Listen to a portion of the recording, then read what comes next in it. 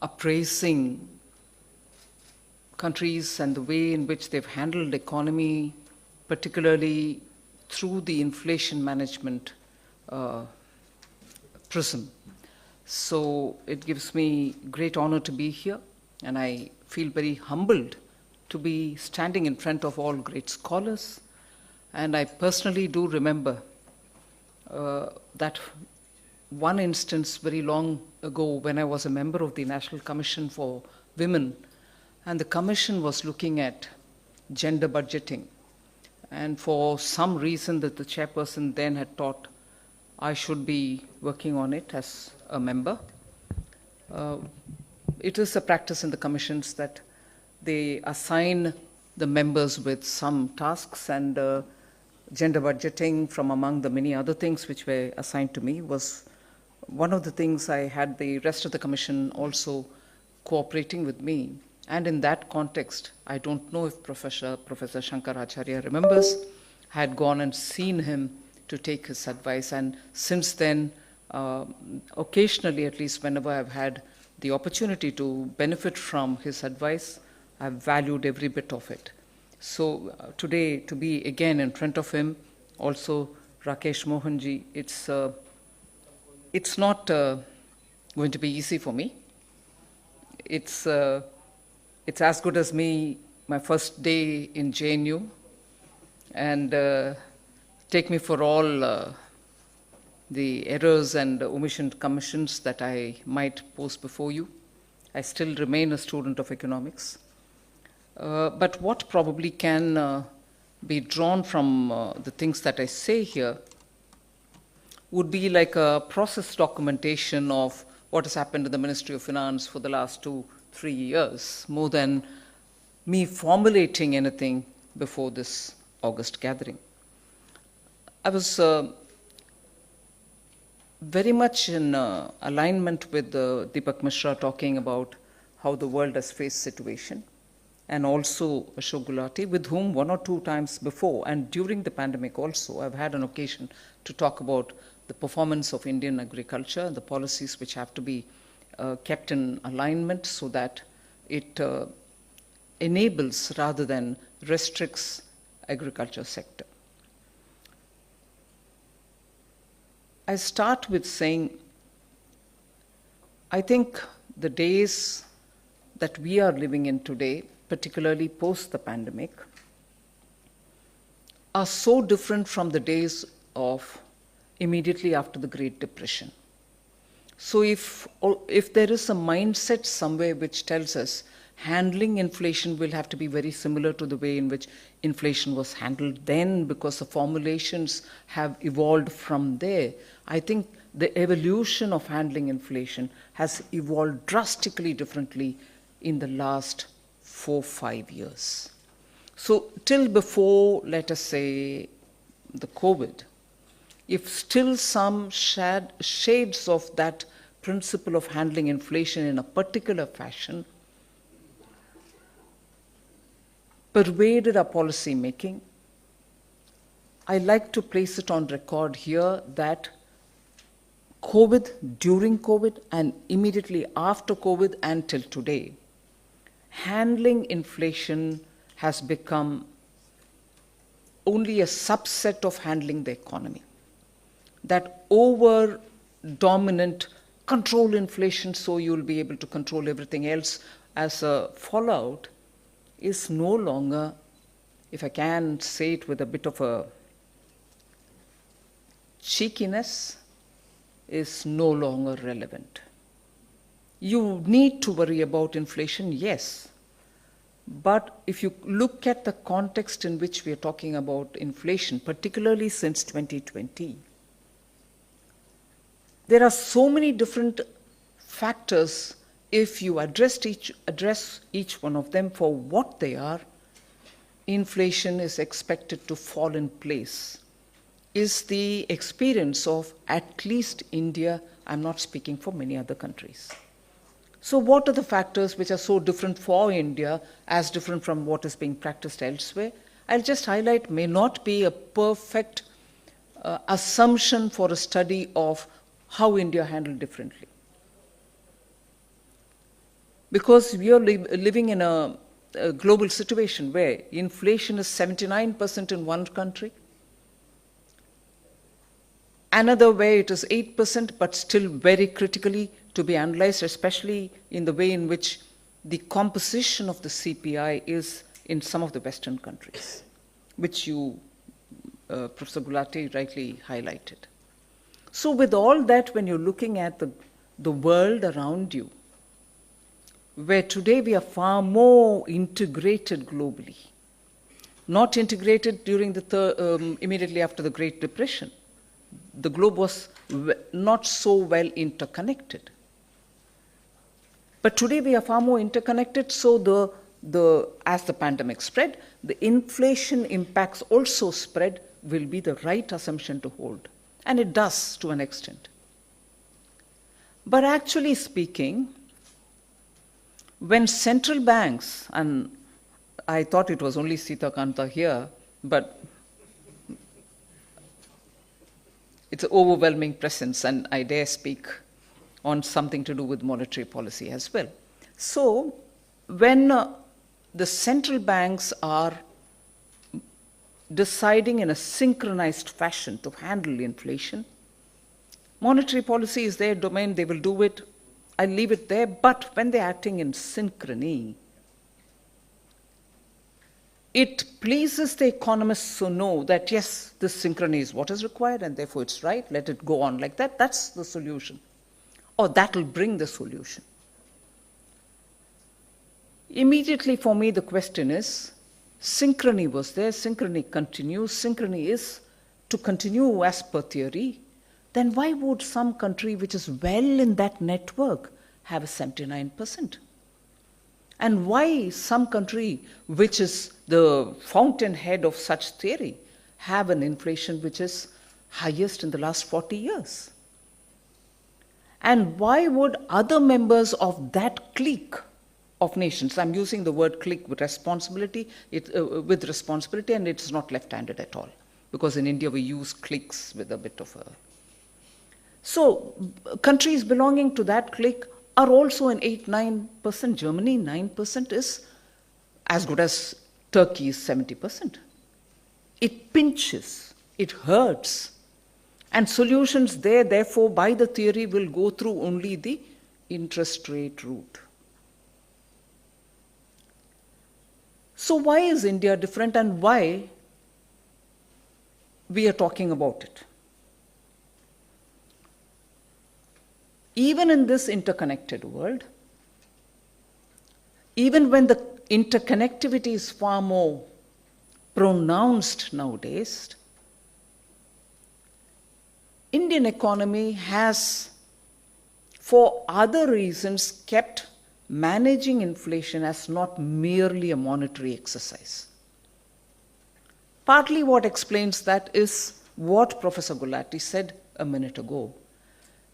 If the global disruptions because of supply chain and other things are bothering every economy today, inclusive of us, purely what is endemic, purely what is within India is the monsoon and the vagaries of monsoon, which has always kept us on our toes about supply chains, and which have kept us on our toes on the supply chain related. What supply chain? I've been saying, and I'm saying, you'll surely point out to me, what supply chain? You're saying India earlier was not so interconnected globally.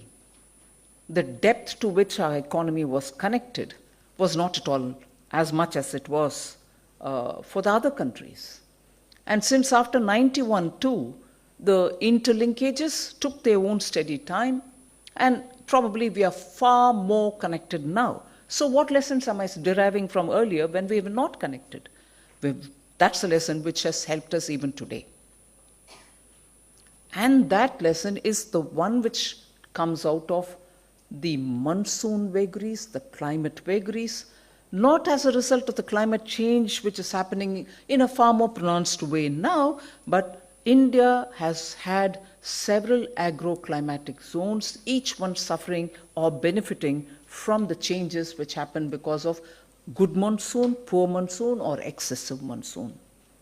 So our supply chain, especially when your CPI is 45% with food, is so dependent on the basic agro products, perishable products, which are so required for the bulk of the population, which has to have it at a certain price or below it. So the affordability point has always worried Indian policy makers, and the inflation obsession was only to manage those perishable goods from the supply chain point of view to make sure the poor don't suffer because of either shortage, and therefore as a result of that shortage, a spike in the price. So governments have always spent a lot of time making sure onions are available, tomatoes are available, potatoes are available adequately, so that the poor who depend on this, because don't they depend on cereals? Yes, they do. But that is anyway given through the PDS. So you're managing the food supply for the bulk of the population in a country which still has a huge diversity in the income, or the disparity in income. So inflation management from this kind of a perspective has always guided India, and you're consistently, and in fact I would say probably the system has been evolving and given itself some kind of a framework which operates each time. And I wouldn't say comfortable framework, but a framework nevertheless, so that you know what happens when monsoon fails, in some districts where crops suffer, in some other districts where there is excess crop, and also this test which happens from policy makers, the balancing that you're expected to do. Because you have a vocal urban population, a vocal middle class, even if they are not in urban areas, which constantly pillory governments, and probably rightly so, for making food grains or perishable edibles or even basic essentials, which even can be under the FMCG, beyond their purchasing capacity or beyond the price at which they are comfortable with. So that pillaring happens. Equally, at the very same time, the concern that the farmer should get the right rate for his products. So you're looking at India for every agroclimatic zone for the products which come out of there, adding to the larger national pool, and equally, therefore, making sure the farmer gets his due when he should. And when the farmer gets his due, it shouldn't spike the price for the consumer. So the Indian policymaker, much before the global disruptions happened, much before the deep global interlinkages happened, much before the war happened in Ukraine, much before the COVID, had gone through this drill year after year after year. So you knew these kind of disruptions are the ones which you have to be ready to face. So you create a buffer stock. You make sure there is an MSP. You also make sure that the storage capacity for perishable are in situ, at the same time appropriate for each of the crops. On all these measures, the government has been working absolutely one after the Atmanirbhar announcements in the midst of the pandemic. Also gave focus to creating capacities in villages. And there, the capacities are not being parachuted there. Local capacities are being created with local farmer FPOs, with NABARD going there and giving money, and making sure even organization like the Baba Taming Research Center is brought in to do something as regards permitted levels of radiation to protect crops or perishable commodities from perishing too quickly so that they can be stored for some time. So all this happens, and I'm very glad to say here the Prime Minister himself sits in each one of these meetings. Professor Gulati would have been there to make sure that storage, distribution, and that is why the logistics thing is also very important. I'll underline the fact that even during the pandemic, farmer trains were brought in so that commodities, agricultural produces which are grown very well in some products, some regions are transported very well quickly before perishing at affordable rates. And the train comes from those destinations directly to the markets such as Mumbai or Delhi where it is required. So the long and short of this side of the inflation management is looking at solutions which are going to ensure steady supply of food products, perishable products, which constitute 45% of our CPI.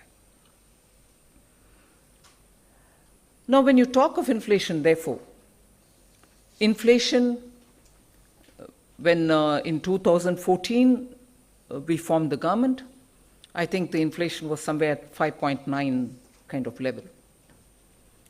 That kind of level or somewhat below it, it came down to 3.4 sometime later. That level continued to be relevant till about 2019-20. 18-19 was the time when it was at 3.4, and even after that, it continued at that level, roughly at that level till 19-20. It was only after that, COVID, post-COVID, it had gone up. And therefore the discourse is, will you contain it within the tolerance band, +2? Here in India, again, as different probably from many other countries, the inflation that prevails in different parts of the country, despite the GST, despite the creation of one market, despite removing the toll taxes, freeing movement of goods, vary from state to state. Now, I'm not doing politics here, but I will bring in an element where you might suspect I'm bringing politics, but it has definite relevance for the inflation, people who are studying inflation. At a time when global fuel prices went up, you wanted to be sure that that burden is not passed on to the end consumer.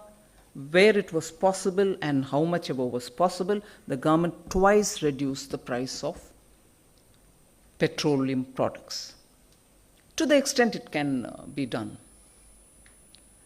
Now, very recently,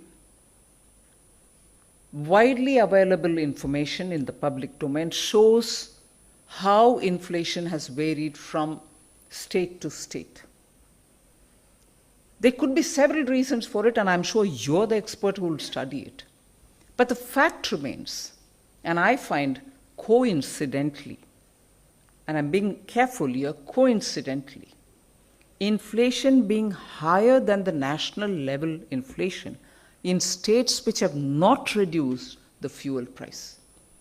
You might think I'm stating the obvious, but it establishes the fact that the movement of food grains and food-related items actually has a bearing on the price of such items, which again, I repeat, constitute a bulk of our CPI.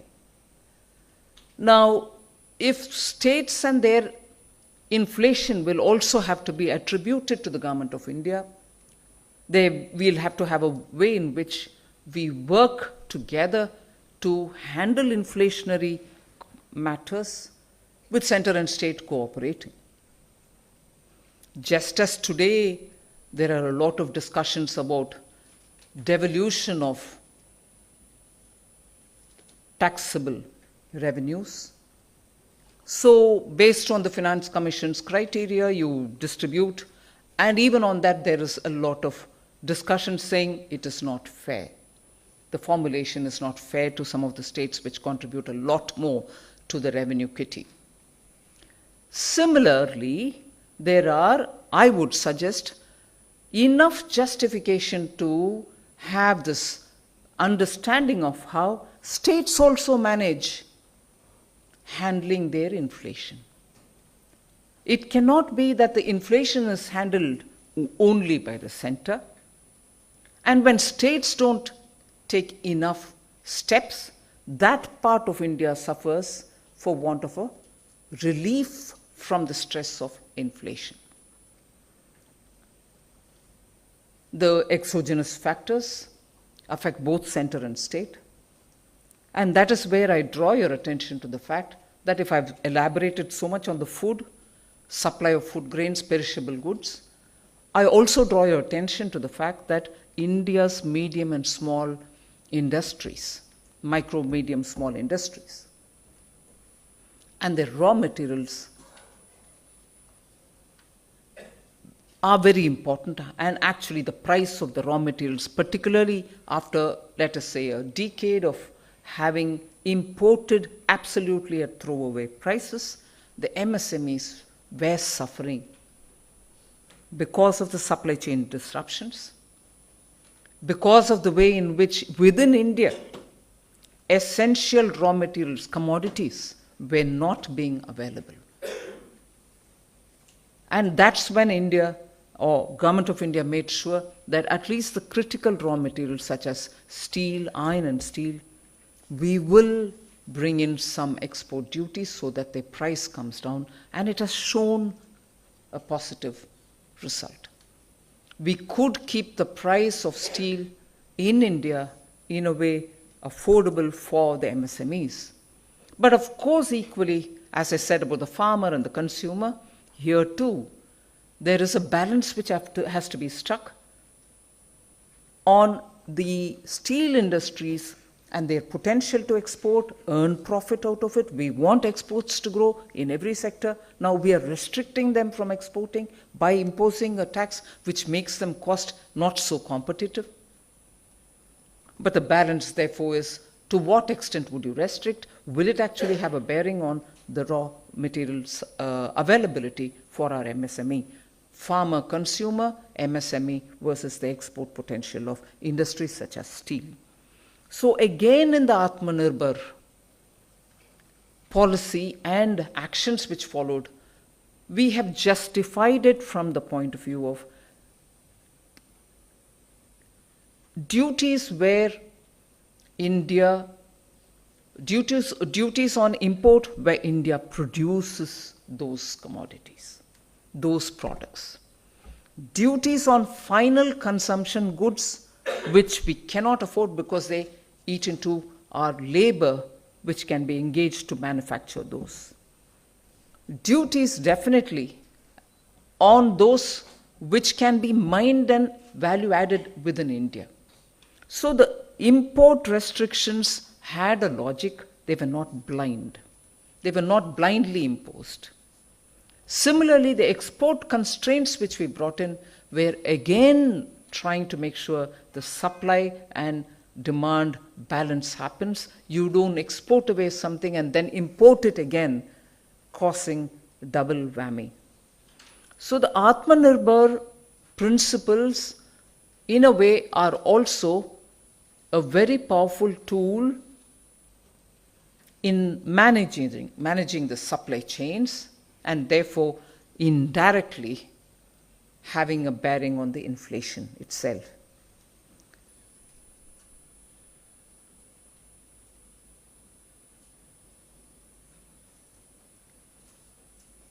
I did clearly say that the monetary policy and its focus on inflation control has been very sacrosanct, has been going through decades, evolving through decades. And at one point in time, we thought that is the solution for containing inflation. I say it with a certain sense of responsibility. Yes, it is one of the tools. But sometimes, like for instance in India, leave the policymakers, if you were to talk to people who are on the ground, who are actually the stakeholders of the Indian economy, they would say, particularly in a situation where we are in now, where economic growth will have to be unfettered. The IMF might periodically bring down growth, global growth, because of the way in which the war has affected them, the way in which the Russian supply of fuel, gas is hitting European countries. The monetary policy has its space. Before I come back to that, I would want to add one more. I did talk about the perishable consumer versus farmer. I did talk about the MSME for the raw material with the steel as an example. I want to bring in one more example, again, that which we have consciously done in the last, let us say, 8-9 months, and drawn from the experience of last 2 years. India imports more than 80-85% of all its crude. We have oil wells in the Godavari basin. We have in Barmer. We have a lot of natural gas also being explored. But we import more than substantial amount of crude. There was a time, of course, in 2020 when the prices of global crude went down remarkably. And using that as an example, there are still arguments against our government's decision, saying at that time too, you didn't give the advantage of cutting down the price for the end consumer. You kept the tax at a certain level, and even today, very adolescent-like, amateurish allegations are leveled against the government, saying, oh, you've collected so much. If it were to be parliament now, I would say collected and kept where? But I know I'm not in the parliament. But collected. Collected for what? And how did the capital expenditure of this government perform between 19 to today? Please have a look. The data is before you. Every budget we present the documents to show how budget was utilized department-wise. So yes, when the price went down significantly, immediately we didn't give it to the end consumer to say you pay 1 rupee, because it was almost like coming to pay nothing. It was going into the negative terrain. The government, of course, at that time immediately made sure that the strategic reserves were filled up, brought in fuel, and made sure that infrastructure expenditure would be given a revving up. Infrastructure expenditure has been very high from 20 and had a 34% annual growth each year. This year having reached about 7.5 lakh crores. These are not possible without the government taking advantage of some of the global developments. And if I say taking advantage, it is not taking advantage to support my family or somebody else's family, the kitty with which you're able to spend on infrastructure. And why am I making spending on infrastructure so very important when we're talking about inflation? Asset addition, building of assets, is one very noble objective which all of you all will agree. But equally, when money reaches in situ, when you're creating these assets for the people who are working there, it gives money in their hands. And both short-term and long-term put together, short-term and medium-term put together, the multiplier is somewhere in the range of 2.45 rupees for every rupee spent. Whereas if I were to not spend on infrastructure and give it directly in the hands of the people, my multiplier is less than a rupee, 0.99. And therefore, when the crude oil prices went down and we realized that we could fill up a strategic reserve and also make for some infrastructure monies which can be spent, it had an effect on the economy, both during the COVID and after that during the economic revival. The Agri Infrastructure Fund, which was part of that cess which was being, the excise duty that was being collected, has come off handy. Today we are able to give every APMC up to 2 crores of rupees each to improve your infrastructure. And really 1 lakh crore has been allocated for that purpose. Any number of APMCs can apply, they will get it. Is that possible without government raising revenue? Where does this money go? This is where it goes. How does that help inflation? When your infrastructure in the ground is improved, the same farmer is able to find better market access, and with that market access, he earns more for himself because the product goes where the price is right for him. So that phase of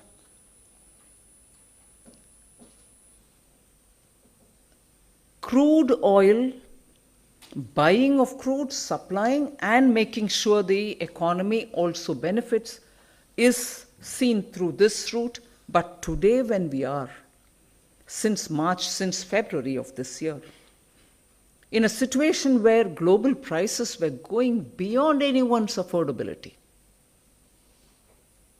and we take the call in November once and again in April, I think, or early June, of reducing the price. To some extent, of course, it can't be as much as each one of us would want it to be.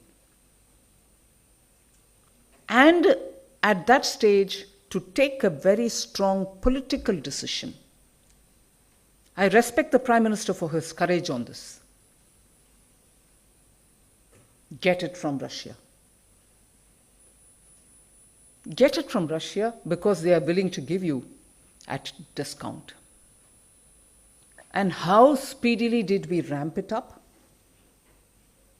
Where we were otherwise, our entire import otherwise had only 2% or probably sometimes even lesser than 2% of Russian component into our crude basket. It was ramped up to almost 12 to 13%, all within a couple of months that we are talking about. And why? Why do we need to? Yes, we've cut down the price somewhat, but can it be further strengthened? Can the burden on the Indian exchequer for having to import that much more, at that much more price, can it be handled with a lot more sense of prudence? Will there be a political implication on it? Will there be a political fallout because of that? And that's where I give credit to the statesmanship of the Prime Minister to make sure globally that we did keep our relationship with all countries, but yet managed to get the Russian fuel, which is what Japan is doing today, which is what probably Italy and some other countries are doing. So sanctions, wherever they are, sanctions, but countries are finding their own way to get that very Russian fuel, Russian gas. That also is a part of the inflation management.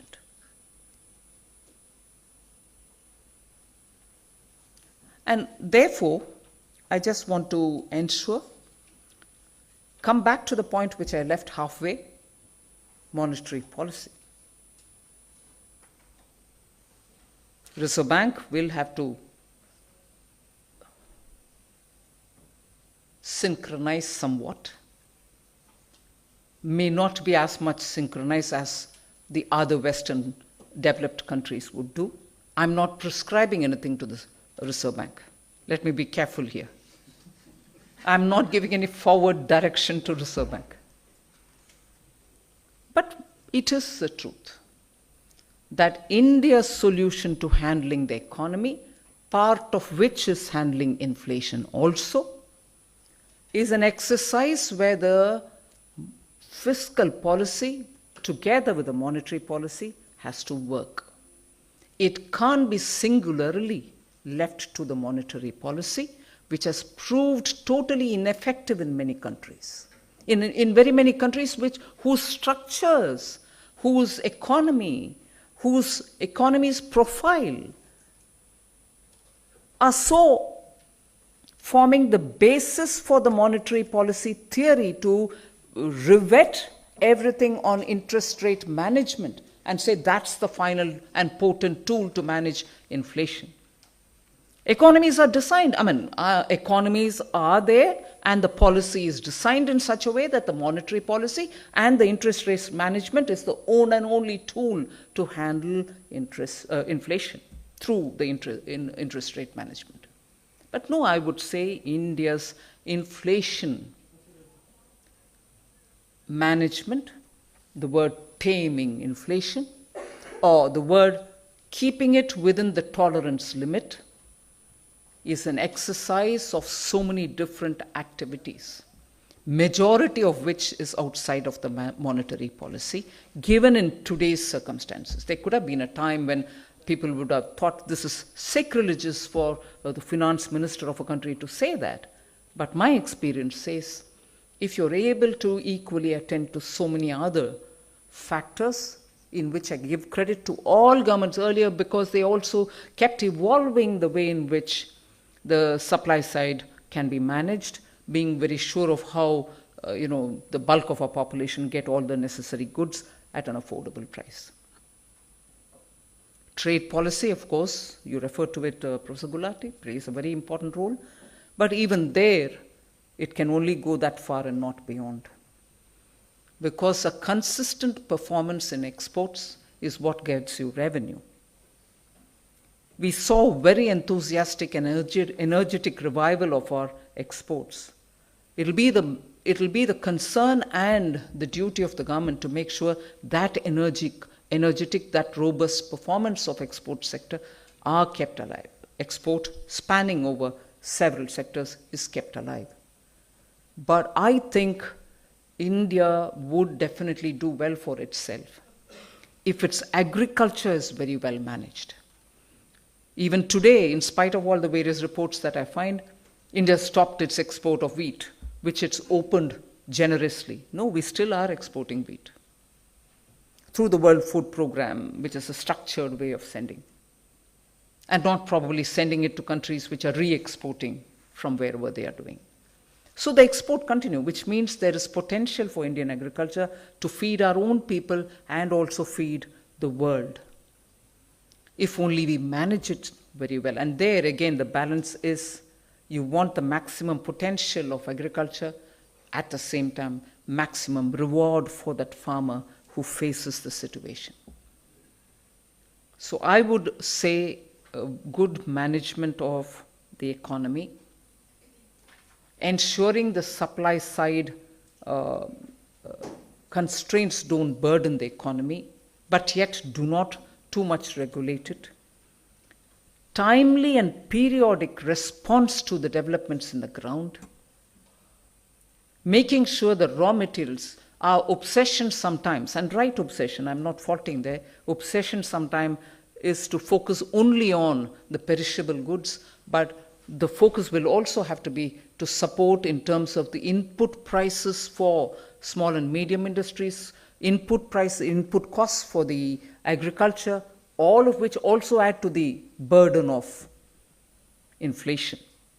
But even more, India's logistics has got to be fixed. More efficient production also becomes for the end consumer a costly item to be purchased, purely because you're spending too much time on the road or on the ship or on the train, and also spending too much for it. We need to have a comprehensive solution for the logistics addition to the cost of either agriculture or other products. And that is where I think the Gati Shakti, if implemented from now in a far more comprehensive way and taking it down to the granular level, would give us some kind of a relief. Make logistics not a menace that it is today. So with all this, I would think India's experience in handling inflation depends so much on so many different factors. The central bank, its instruments, its interest rate management form a very critical part of it, but it cannot be the one and only one. And in the recent couple of years, the way in which government has managed it answers the question which was raised by Deepak Sharma. Manisha, sorry. Deepak Mishra. And it is that which therefore stands before us as a case to study, case to introspect on, and also case for probably many emerging markets which are also trying very many such things. Solution to handling inflation should be country specific. Although the problems which add to the problem of inflation are not country specific. It comes across from various different parts of the globe, commodities. It can be because of so many different factors. But the solution has to be unique to each country. And I think India's experience in the last decade or two, but more specifically in the last few years, is a case for each one of you to study and give us more input so that the policymakers can be comfortably doing the right things at the right time. Thank you very much.